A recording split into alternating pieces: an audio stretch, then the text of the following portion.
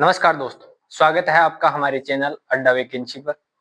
कला और संस्कृति में अपन एक नया टॉपिक स्टार्ट करने वाले हैं, मेले और त्योहार, जिसमें अपन सभी लोक देवताओं के जन्म स्थान, उनके प्रमुख मेले ये भी याद रखेंगे और पशु मेले, इनकी भी अपन ज्यादातर ट्रिक से याद करने की कोशिश करेंगे, जिससे आपको याद करने में आसानी रहे और समय पर याद आ जाए।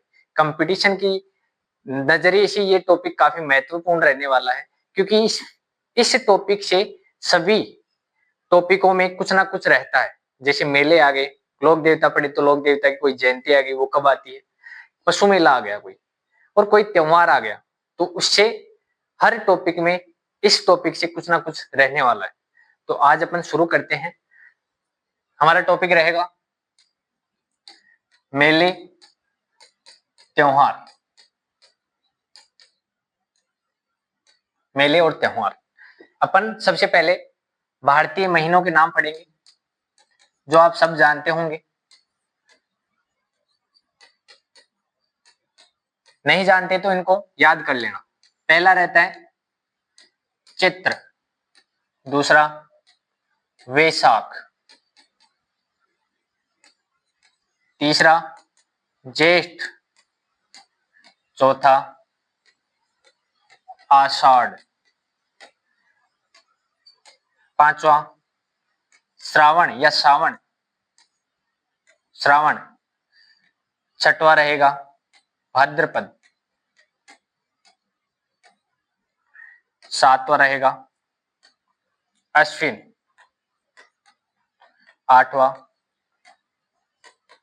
कार्तिक, मार्गशीर्ष, 10वां रहेगा ओस, 11वां रहेगा माघ। माघ माह है वही मैं से माघ, और इसमें एक महत्वपूर्ण त्योहार आता है मौनी अमावस्या, अमावस्या को आता है। और 12वां रहेगा फाल्गुन। फाल्गुन, फाल्गुन में एक प्रसिद्ध भारतीय त्योहार आता है होली। इसी में सिक्कर खाटू श्याम जी का मेला आता है, और महाशिवरात्रि भी इसी महीने में आती है। फाल्गुन की जो अंतिम तिथि होती है पूर्णिमा, हर महीने का जो अंतिम दिन होता है वो पूर्णिमा होता है। पूर्णिमा को आती है होली, और होली के अगले दिन सबको पता है धुलंडी आती है। तो धुलंडी किस महीने में आएगी? चैत्र में, नव वर्ष के प्रथम को, कृष्ण पक्ष की एकम को। तो चैत्र, वैशाख, ज्येष्ठ, आषाढ़, श्रावण, भाद्रपद, अश्विन, कार्तिक, मार्गशीर्ष, पौष, माघ, फाल्गुन, ये थे भारतीय महीनों के नाम। आजकल एक नया ट्रेंड शुरू हुआ है, जिसमें ज्यादातर त्योहार मुस्लिम महीनों से पूछे जाते हैं, और मुस्लिम माह के नाम भी पूछ लिए जाते हैं सीधे सीधे कि दूसरा मुस्लिम माह कौन सा होता है। तो अपन उसकी भी बात कर लेते हैं। मुस्लिम महीनों के नाम,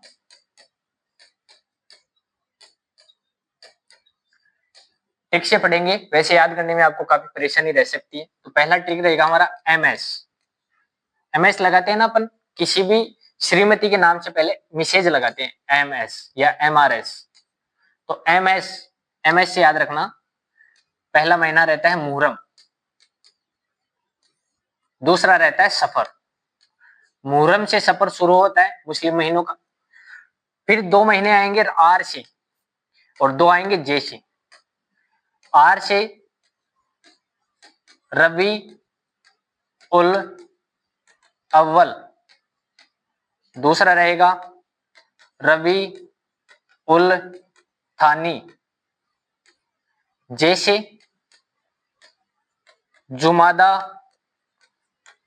अल अव्वल और जुमादा